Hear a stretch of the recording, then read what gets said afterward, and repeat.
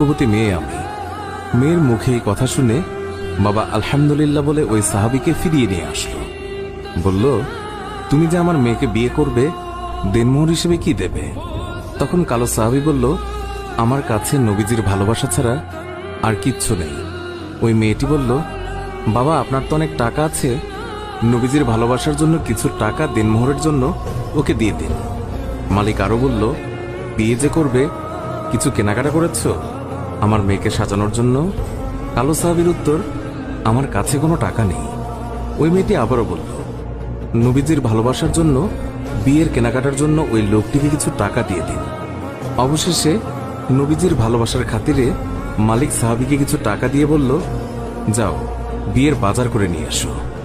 আজকের ভেতরেই আমি নবীজির কথায় আমার সুন্দরী মেয়ের সাথে তোমার বিয়ে দেব। নবীজির কালো সাহাবী মনের আনন্দে বিয়ের বাজার করতে রওনা হলো। বাজারে গিয়ে কিছু কেনাকাটাও করে। হঠাৎ দেখল মানুষ দৌড়াদৌড়ি করছে।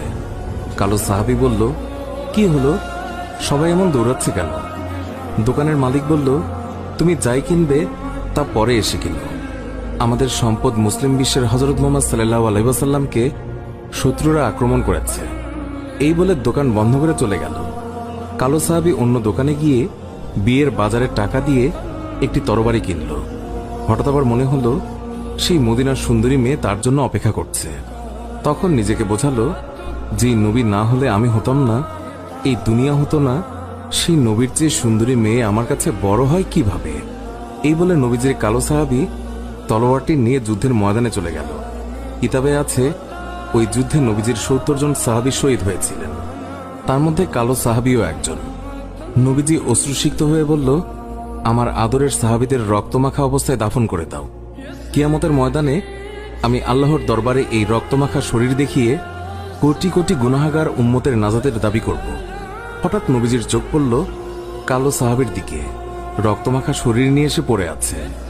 নবীজি চিৎকার দিয়ে বলল, এই আমার কালো সাহাবীর লাশ, আজকে তার তো বিয়ে হওয়ার কথা ছিল। কয়েকজন সাহাবী বলল, হুজুর, আপনার কালো সাহাবী বিয়ের বাজার করতে গিয়েছিল, কিন্তু যখন শুনল শত্রুরা আপনার উপর আক্রমণ করেছে, তখন সে যুদ্ধের বাজার করেছে। নবীজি কান্না বিজড়িত অবস্থায় কালো সাহাবীর দিকে তাকালো। কিছুক্ষণ পর হাসি মুখে বলল, দাও, তোমরা আমার কালো সাহাবীকে দাফন করে দাও। সাহাবীরা বলল, বেয়াদবি মাফ করবেন, আপনি কান্না অবস্থায় কালো সাহাবীর দিকে তাকালেন, আবার হাসি মুখে দাফন করতে বললেন, কারণ কি বলবেন হুজুর?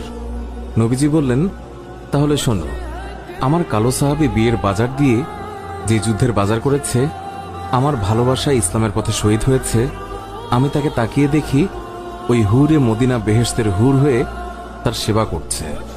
সুবহানাল্লাহ।